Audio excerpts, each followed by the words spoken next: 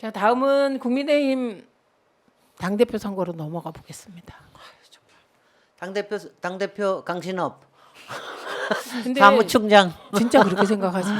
아니 그렇게 될 것 같아 보여요 지금. 아, 그렇습니까? 좀 그렇게 될 것 같아 보여가지고. 그렇게 생각하십니까? 강신업 당대표. 저는 강신업 당대표를 지지하고 있습니다.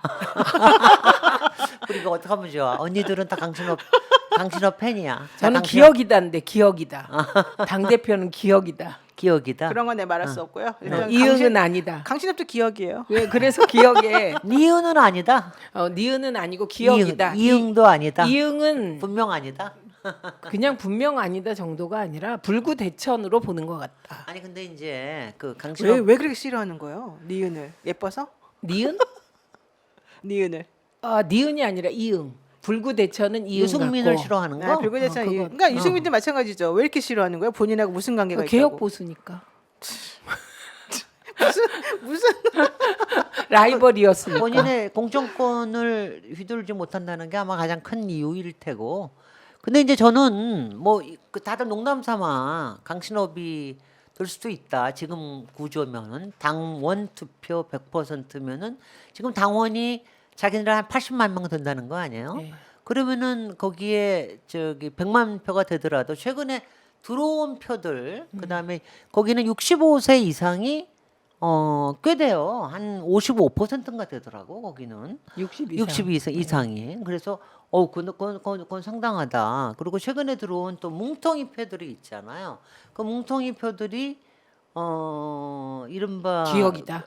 종교 그룹이나 뭐 이런 쪽인데 그 그룹은 아마 이제 누구 편에 서느냐 이게 윤심의 편에 서느냐 뭐 사실은 윤심의 편에 설 가능성이 높겠죠. 그래서 그게 저 신천지 쪽이든 아니면 정광훈 쪽이든 아니면은 뭐 가로세로 연구소 쪽이든 어떻건 간에 그쪽으로 가면은 하는데 그 사람들이 또 심상치 않은 사람들이라서 지금 변희재 몰아줄지도 몰라. 변희재 대표가 맨날 주장하고 있는 내용 중에 하나가 이제 그런 거예요. 네, 뭐냐면은 몰아줄지도 몰라. 정광훈 그 목사에게 강신업 대표가 나를 지지하고 나를 도와라라고 계속해서 압력을 행사한다는 거예요. 근데 정광훈 목사가 아직까지는 거기에 지금 안 하겠다라고 하고 있지만 강신업이가 왜 그렇게 하겠느냐. 이제 이건 변 대표 얘기입니다. 네, 두 번째, 정광훈이 지금 현재 상황을 보게 되면 상당히 수세에 몰려 있다. 이번에 재판이 지금 거의 끝나가고 있는 중인데 진행 중인 것도 많고, 근데 지금 벌써 징역 몇 년 구형받은 것도 있고 그래서 이번에는 꼭 들어갈 것 같이 지금 생겼다 이런 얘기를 해요. 그렇다고 한다면 강신업이가 나한테 들어와라, 나한테 들어와서 날 지지해라라고 자꾸 하는 것하고 현재 본인이 형사적으로 몰리고 있는 상황하고 비교해 보면 정광훈 목사 입장에서는 할 수 없이 내가 강신업 밑으로 들어가야지 내가 구속을 받아야겠구나 하고 내가 뭐 잘 살겠구나라고 생각할 수도 있다. 그래서 강신업이가 왜 그런 말을 하면서 정광훈의 표를 받으려고 하겠느냐. 이거는 그 기억분의 뭐 좀 의사일 수도 있고 내지는 말씀하신 것처럼 그 정광훈 표는 그냥 찍어 그러면 딱 찍는 그런 표고 그럼요. 이번에 온라인 투표가 아니라 오프라인 현장 투표이기 때문에 아니에요. 그건 온라인 아직 결정 투표는 아니래요? 안 돼 예, 있어요. 뭐 어쨌든 온라인 그렇게 투표를. 될 가능성이 높다고 보면서 어쨌든 그렇게 보면서 그렇다라고 한다면은 정광훈이나 이렇게 좀 수세에 몰린 사람들이 강신업을 지지하면서 패턴이 많이 달라지고 생각보다 좀 서로 간에 좀 경합이 심해질 수 있다. 이제 이런 얘기를 하더라고요. 그 기억이 강신업이라는 얘기는 정청래 최고위원도 뭐 그런 얘기를 한 적이 있습니다. 근데 지켜봐야 될 텐데 저는 이 대목에서 진짜 걱정되는 건 역선택 방지법이 정말 필요하겠다라는 것입니다. 왜냐하면 지금 벌써 특정 종교 집단이 나오잖아요. 네. 그래서 그 특정 종교 집단에 똘똘 뭉친 힘이 지금 어느 정당의 당대표를 만들 수도 있다는 얘기를 하고 있는 것이거든요. 근데 그건 정말 민주주의의 위협이잖아요. 아 정말 지금 저 국민의힘은 엄청나게 걱정해야 돼요. 지금 이게 아니 뭐냐면 민주당도 걱정이죠. 아니 근데 그럼요. 지금 국민의힘은 자기네끼리만 당대표 뽑을 때는 당원권으로만 몽땅 다 하기로 했잖아요. 네. 당원 100%로. 그럼 역선택은 필요 없는 거죠, 이 상황에서는. 이제 아니죠. 전체적으로는 모르겠지만. 아니 이렇게 되는 거죠. 예를 들면 특정 종교 집단이 국민의힘의 당대표가 당원이 되는 거죠. 그럼 이 사람들이 민주당의 당원도 될 수 있는 거예요. 이중 당적이 법적으로 금지되어 있는데 이중 당적임을 확인할 길이 없어요. 그래서 현재 이중 당적이 있다는 거예요. 아니, 그러니까 그거는 그건 어쩔 수 없는 거고, 그건 있으면 있을 수 있고 없으면 없을 수 있고 우리가 해결할 수 있는 부분은 아니고. 해결할 수 있죠. 어쨌든 역선택 방지법. 방지라고 하는 거는 지금 현재 국민의힘에서 얘기하고 있는 거에서는 별 의미는 없어요. 지금 현재 당대표 선거 관련해서는. 그렇죠. 네, 그렇죠. 그래서 그런데 그 얘기가 내년 지금 총선을 나중에 생각하면 낮은 걸 생각하면 모르겠지만. 예, 이런 일이 있는 거예요. 지역에 대개 투표하면 3,000명이 당원이라도 네. 투표율이 30%밖에 안 돼요. 그럼 900명 내지 1,000명이 결정하는 거예요. 그럼 예를 들면 지역의 특정 종교 집단이 500명만 당원을 500명만 확보하면 움직이면 그 각 당의 경선은 다 좌지우지하는 다 좌지우지할 수가 거거든요. 있죠. 그랬을 때 그 선관위가 걸러줄 수 있는 그 시기에 그래서 이중 당적이 확인되면 그 사람들은 5년 이내에 정당 가입 못하게 만들면 네. 걸러질 수 있습니다. 그래서 그거는 꼭 필요한 사안 같아요. 예, 내년에 해야 될 꼭 필요한 사안일 것 같고 지금 하여튼 당원 100%로 했기 때문에 국민의힘은 지금 아닌 게 아니라 혼돈 속으로 스스로 걸어 들어간 겁니다. 그러니까 본인들은 이걸 좌지우지하는 사람들은 내가 확실하게 하고 싶다. 누가 이길지를 확실하게 미리 정해놓고 싶다라는 것 때문에 했지만 위험은 굉장히 커지는 거죠. 그러니까 이거는 지난번에 대통령 선거에서도 민심 규정을 자꾸 줄였잖아요. 그래서 결국은 윤 대통령은 당심에 의해서 후보가 될 수 있었는데 그때 추억을 계속해서 끌고 나가겠다고 그러는 거기 때문에 그렇게 해서 본인이 원하는 사람을 당대표를 만들겠다. 문제는 아니, 그냥 본인이 하라고 하세요. 뭘 왜 이렇게 걱정들을 많이 해요? 본인이 뭘 원하는지를 누굴 원하는지를 본인도 아니, 몰라. 아니. 뭐 우리가 걱정 왜 이렇게 걱정을 많이 해요? 그 그냥 생각 하라고 걱정 하세요. 아니죠? 근데 이건 전체 정치권에 미치는 악영향은 무지 크기 때문에 걱정을 하는 거죠. 왜냐하면 윤심 당대표가 되고 그 윤심 앞으로 이렇게 가버리면 이제 국회는 유명무실해지고 지금 같은 힘의 논리로 계속 나라를 이끌겠다는 것이고 그러면 이제 민주당이 어떻게 할지가 더 중요해지죠. 아니, 근데 저는 또 한편 생각하면, 아니, 그 당이 자기네가 그렇게 하겠다는데 뭐 그렇게 걱정하나. 자기네가 그런 판단을 해서 그렇게 했는데 결과론적으로 그 사람이 제대로 된 당대표가 뽑히는지 안 뽑히는지는 자기네가 책임져야 될 문제잖아요. 그렇죠. 그러니까 그거는 대통령도 자기가 총선을 지금 치른다고 말을 하는 상황인데 저는 그것도 좀 말이 안 된다고 보죠. 왜냐면 한 나라의 대통령이 왜 자꾸 당의 총선을 자기가 치른다 만다 이런 말을 해요. 말도 안 되는 말이지만 그런 말을 들어도 좋다고 하는 사람들이 있으면 그 사람들끼리가 그 수준인 거예요. 그래서 우리가 보기에는 그런 상식적이지 않은 말을 하는 대통령에 대해서 사실은 좀 이해가 안 가지만 아무도 국민의힘 내부에서는 그거 가지고 뭐라고 지금 안 한단 말이에요. 어쨌든 겉으로 지금 드러나는 걸로는. 그러면 그거는 그 당에서 알아서 책임지고 처리해야 될 문제이라고 생각하고 그렇게 해서 결과론적으로 국민들이 만약에 말이 안 된다고 생각하면은 지지를 안 해주겠죠, 당연히. 그렇게 그러니까 해결해줘야죠. 우리는 걱정해 주는 게 아니라 우리는 지금 박수 치고 있는 거고요. 되게 아니 그래서 표정이 심각하게 실제로- 너무 걱정하는 것 같아. 아니 근데 실제로- 너무 우습게 될까봐 걱정을 네, 하는 것뿐이야. 볼성사납다 뭐 이 얘기를 하고 있는 것인데 네. 그런데 어쨌든 지금 윤심은 내년에 경상남북도, 영남권 그리고 강남 4구 여기에 검찰 출신의 직계 후보를 대거 공천해서 한 50명 정도를 당선시키려고 하는 게 아닌가. 뭐 이게 지금 대체적인 평가고요. 근데 그렇게 될지는 지켜봐야 되는 것이죠. 나는 오히려 그렇게 하면 정말 국민들이 무슨 생각하는지를 나중에 아마 알게 될 거고 총선에서 오히려 본인들이 정말 잘못했다는 걸 깨닫게 되는 계기가 될 거라고 봐요.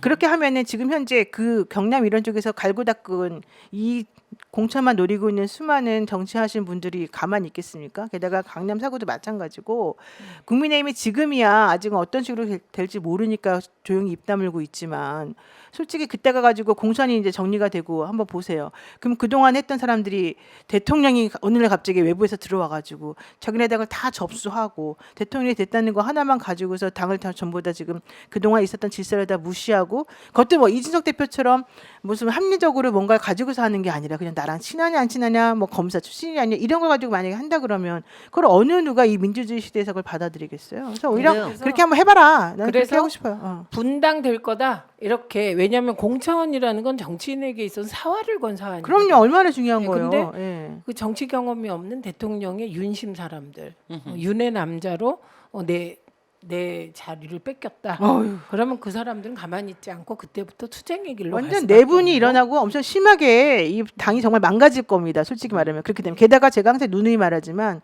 검찰 출신들이 법조인 되는 거 정치인 되는 거 저는 되게 반대예요. 네. 이분들이 가지고 있는 사고의 편협성이 되게 중요하고 이 힘의 논리로만 모든 걸 하려는 게 있거든요. 그러면 저는 오히려 그게 전체적으로 우리나라의 정치적인 후퇴를 가져오기도 하고 사람들이 그걸 용납하지 못할 거라고 저는 예, 봐요. 그런데 저는 여기서 여쭤보고 다음 주제로 넘어가야 되는데 국힘이나 윤석열의 총선 전략은 다 나왔다고 봐요. 계속 이런 소위 정치보복 재판, 수사 재판을 이어가면서 민주당에게 굴레를 씌우는 거죠. 이건 색깔론의 굴레 문재인, 그리고 부패의 굴레 이재명, 그리고 더 지금 소문에 따르면 뭐 10명 정도의 민주당 의원들을 털고 있다는 네. 겁니다. 이런 상황으로 몰고 가면서 국힘 내부는 완전히 윤석열의 정당으로, 윤의 정당으로 탈바꿈시켜서 돌격 앞으로 하겠다는 거거든요. 이게 나와 있어요. 그냥 전략이. 그럼 민주당은 어떻게 할 것인가? 그래서 민주당도 국민들이 저렇게 할 거구나라는 수준의 전략적 고민을 하고 대안을 제시해야 될 것 같습니다. 지금은 민주당 지지율이 점점점 떨어지고 있어요. 왜 떨어지는 거예요? 그거는 이재명 대표의 정치보복 수사만 보이고 나머지가 안 보이기 때문이죠. 그렇습니다. 그러면 민주당은 어떤 대책이 있어요? 그러니까 그거를 전략 단위에서 제시를 해야 되는 누가? 거죠. 아니 그건 그래서 전략기획위원장도 있고. 그러니까 있는 왜 거고. 근데 아직 제시를 안 해요? 뭐 짜고 있다고 봐야죠. 근데 빨리 제시해야 된다. 네, 그러니까 어떤 방향으로? 아니 근데 솔직히 근데 이렇게 우리가 될 거는 조언을 할 수는 있습니다. 이렇게 될 거는 다 이미 예측이 됐던 것이고 네. 엄청 오래전부터 계속 이 얘기 나왔던 거잖아요. 그러면은 이런 프레임이 나오면 딱딱 즉각 반응을 해줘서 즉각 대처할 수 있는 방법을 만들어서 아니, 얘기를 근데- 해줘야지 왜 지금까지 가만히 있어요? 아니 근데 대답을 아니, 해주세요. 근데 우리 저기 엄청나게 변호사님 바깥에 완전히 정치권 현실 정치권 바깥에 계시니까 굉장히 자연스럽게 얘기를 그렇게 하실 수가 있는데 실제로 내부에 들어가 보면 여러 가지가 더 복잡해요. 그리고 저는 아직도 총선에 대한 전략이 완전히 패가 다 드러났다고 생각하지 않습니다. 아직도 몇 가지 시나리오가 계속 굴러가고 있다고 생각을 저쪽이? 해요. 저쪽든 이쪽이든. 그러니까 이쪽은 뭐냐면 아니고 저쪽은 아니요. 되게 얼개는 드러나. 저쪽은 뭐냐면 저는 처음에는 그러니까 두 가지 시나리오 A나 시나리오 B 중에 어느 걸 선택을 할까 생각을 했는데 시나리오 A에서 국정 지지율을 올려가지고 여당 쪽으로 가게끔 하는 게 도저히 안 되니까 시나리오 B가 이른바 분할 통치로 해서 이기겠다라는 거로 저는 좀 분할 통치. 네, 분할로 그건 뭐냐면은 국힘도 분할하고 국힘도 분당 말하는 거예요? 분당이 안 될 수 없는 상황으로 가더라도 이른바 윤핵관들은 자기네들 지지는 최소한 40%까지는 지킬 수 있다라고 하는 걸 가지고 있으면은 그러면은 이쪽도 쪼개기만 하면 40%면 이기잖아요. 네. 이기잖아.